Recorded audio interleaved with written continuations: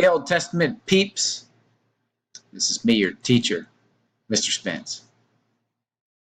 Today we're going to do our introduction to the book of Joshua. You should have already received a few things in your packets. You should have gotten your new set of verses for Joshua, Judges, Ruth. You should have also a packet of maps and your at-a-glance material, Joshua at-a-glance, etc.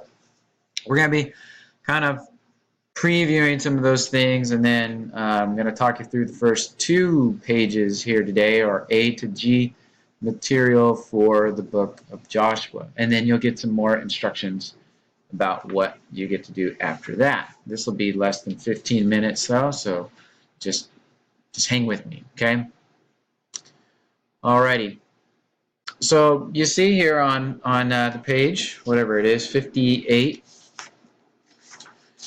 that we've got the beginning of the historical books. So we had the law, and now we got the section of history books. Joshua, Judges, and Ruth. And Ruth happens during the period of the Judges. That's one test. And then we're going to have Samuel, Kings, and Chronicles, which is basically just 3 books, but because of their length, they diced them up into 2 scrolls each. They cover a lot of the same material, but we'll explain what's different about each one when we get there. And then Ezra, Nehemiah, and then Esther fits in between. I think it's Ezra chapter 6 and Ezra chapter 7. So that whole period, then we get all the way up to the exile, and then we go to a completely different kind of genre of material after that, the poetic books. But for now, here we go. We'll start with Joshua. And if you would, you look at your Joshua at a glance page in the handouts, and this is what we've got. We've got 2 parts of our outline. Same thing here. There's 2 parts, conquest and the settlement of Canaan.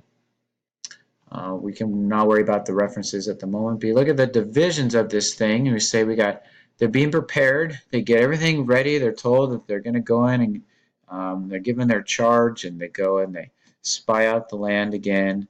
You got the conquest itself in 3 separate kind of battle campaigns. And then they begin kind of all the details there with the settlement on the east side of the Jordan River, recounting how those 2.5 tribes took over that conquest and settled in the land. And then the settlement in the west, where some of the tribes were automatically given certain parts of the land. Guys like Caleb got to pick. And then you got the casting of lots in order to settle out who got the other pieces, okay? They talk about the religious community as it gets settled. That means the Levites and the cities, Levitical cities and the cities of refuge that they received. There's 48 cities for the Levites and 6 cities of refuge. And then the conditions for continued settlement, that they weren't all the way done and that there was more that they needed to do after Joshua was gone. So we'll be looking at that both in Joshua and Judges, and see how the remaining land really wasn't conquered until the time of David. So they enter and conquer and then divide the land. First, they start on the other side of the Jordan River. They cross through, they enter the land, they go up into the hill country, attack to the south, and then attack to the north, and then settle the people. This takes about 15 years, 7 years for the conquest, and about 8 years for settlement. Seems like it takes a really long time, though. You just got these lists and you think, just pack up your stuff and go camp out. But it does take them quite some time to finish all of those things off. So that was Nelson page 67. You guys can see this. You can write it down as you go, and I'm just going to kind of slowly talk through this. As far as the name of the book, it's named after the main leader here, and that guy's name is Joshua. Joshua's name means the Lord saves. That first part, Josh or Yah, that's Yahweh there. So you can see on here you've got the small caps, right? Yahweh saves. Yah, Yahweh, Shua, the Lord saves. And he's the main guy, right? He had the handoff of leadership at the end of the book of Deuteronomy, and is now Moses' successor, all the way from them being on the plains of Moab and looking over at Jericho, all the way to the end of the conquest and settlement of the Promised Land, which again was by Lot. Do you get this thing here where you said the promised land? When I was a kid, I used to just kind of slur it all together and say the promised land. And that's not what it is at all. You see how what they call it is directly connected to that Abrahamic covenant? I will give to your descendants this land. This is the land that was promised to these people. And they've been thinking about this ever since they left Egypt. We're going to the land that God promised to us in Abraham, Isaac, and Jacob. Now, you've got two parts, and apparently the highlighting didn't come through very well on this. You can kind of barely see it right here, but you should highlight number 1, Conquest of Canaan, chapters 1 through 12, and then you should highlight part 2, Settlement of Canaan, chapters 13 to 24. That's it. It's split right down the center, okay? 12 chapters and 12 chapters between the conquest and the settlement of the land. The conquest of Canaan includes all the preparations. They meet the captain of the hosts of the Lord, which I think is Jesus, or at least it's the angel of the Lord that we saw back in the book of Exodus at the burning bush. He says the exact same thing this time to Joshua. And then the conquering campaigns, and I already told you there are three conquering campaigns. There's like a central thrust, and then they go south, and then they go north. They divide and conquer. Under the settlement of Canaan, there's this list, after they conquer all these kings, of places they haven't taken yet. When they fight against the kings, they kind of gather together at these battle sites and have it out there, and then slowly they go in and they settle in the cities where the armies came out of. They're going to have to displace some people in order to do that. Some of these cities have walls and are going to be hard to conquer. Some of the places are in the valleys and in the plains, and they stay up primarily in the mountains, and it takes some effort to go down into the plains and into the valleys to conquer the bad guys. So it's going to take a while. Secondly, there's the tribal allotments, and we'll have a map.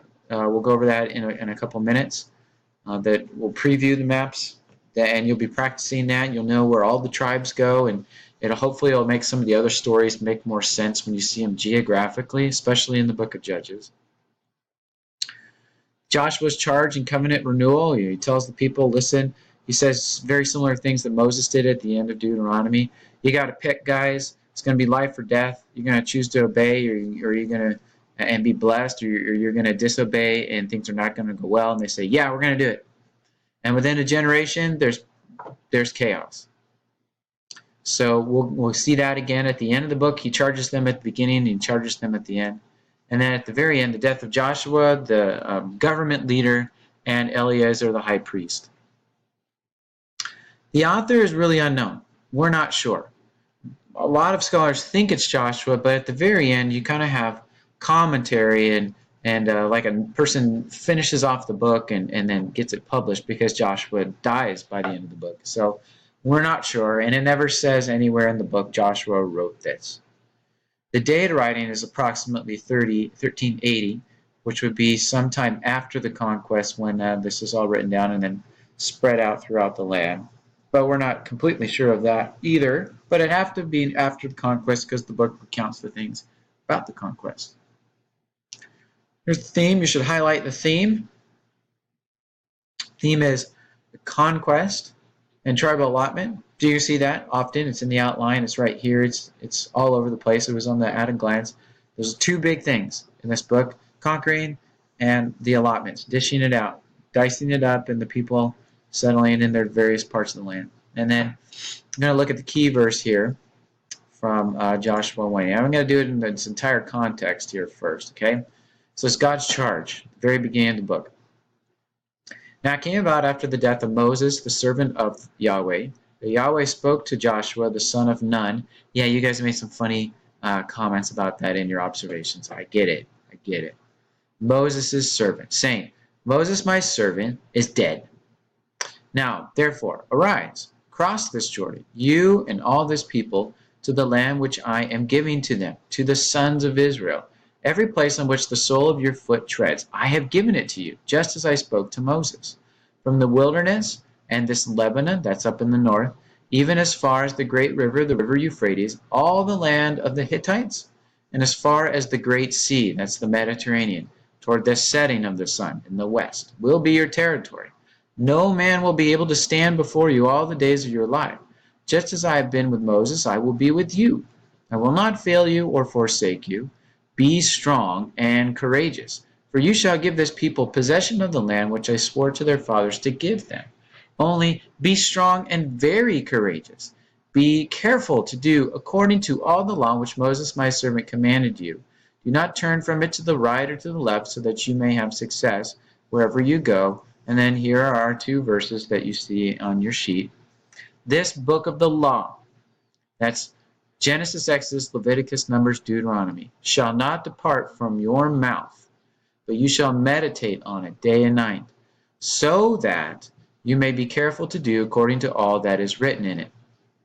For then you will make your way prosperous, and then you will have success. Have I not commanded you? Be strong and courageous. Do not tremble or be dismayed, for the Lord your God is with you wherever you go. Now, Joshua turns this around right away, and he says very similar things to the people.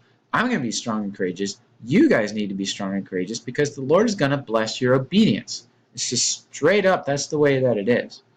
So there's our key verse. It's a charge to Joshua from Yahweh himself to be strong and courageous and to lead the people into the land, and God's going to give it to them. The purpose of the book, which you should also highlight, is to show how God's promise to Abraham, Isaac, and Jacob is fulfilled as Israel inherits the promised land. So he's making good on that portion. The people go into the land and are blessed. Okay? That's the thing there. And then timeline and geography, straight off of our at-a-glance sheet. It takes about 7 years to complete the conquest. They actually spend quite a lot of time sitting in Gilgal down by the Jordan River. And then every now and then they're like, oh, there's trouble brewing up in the hills. Let's go and fight some people. And then 8 years for the settlement as these tribes slowly move in to these territories, displace people, move into these cities, and set up life. Okay? Now I know that this map looks kind of weird. Let me explain this really quickly. In the Eastern world, east is up on their maps. Okay, this is called Eastern orientation because they look toward the rising of the sun as the beginning of the day. So that's where they would look first, and they orient themselves in their land according to that. So I didn't mess up with putting the map in here accidentally sideways. This is the way that they would see their world. Okay. Now, if you take out that map pack, I'm just going to talk about each of these very quickly. I have less than 2 minutes. The first map that you've got, which says map 37 at the top, that one is a picture of their first campaign. That was what we'll call the central campaign. The next page, map 38, is the southern campaign. Map 39 is the northern campaign. Those are the 3 conquering campaigns. And then following that, we have something that you'll practice quite a bit in some form or another. The tribal allotments, you'll know where Dan and where Zebulun and Judah and Simeon go. This is followed by map 41, which has the cities of refuge and the Levitical cities, and see how they're all spread out and by which family they're allotted. And then 2 more. Map 42 shows how much land they conquered and how much was left to be conquered. And then our last map, map 45, will correspond to our study of both Judges with the bizarre story of Dan moving from their territory. And you see down here the story of Ruth and her migration to Judah, which is one of those happily ever after kinds of stories. So there's your introduction to Joshua and the historical books. Okay, you have an activity that you have left to do, and hopefully I will see you tomorrow, and we'll begin going through the outline for Joshua. All right, peace out, folks.